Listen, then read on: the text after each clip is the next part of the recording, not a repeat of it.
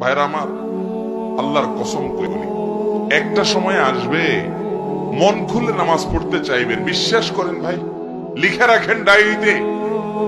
আপনাকে যদি আল্লাহ হায়াতে বাঁচিয়ে রাখেন, যুবক ভাইয়েরা, তরুণ ভাইয়েরা, একটা বয়স আসবে মনে চাইবে একটু রবকে মন খুলে সেজদা দিয়ে একটু লম্বা করে রুকু করি, পারবেন না, অসুস্থ হয়ে যাবেন, রোগবালায় ধরে ফেলবে। বাবারে, সে সময় আসবে না? বৃদ্ধ মুরব্বীদেরকে, চাচাদেরকে জিজ্ঞাসা করেন, চাইলেও অজু ধরে রাখতে পারে না, নামাজ পড়তে পারে না, চাইলেও পারে না। একটা সময় আসবে চাইবেন, পারবেন না।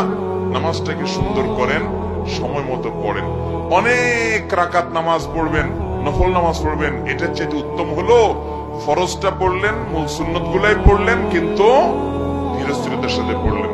10 রাকাত তাড়াহুড়ো করে পড়ার চাইতে 2 রাকাত আস্তে আস্তে পড়া অনেক বেশি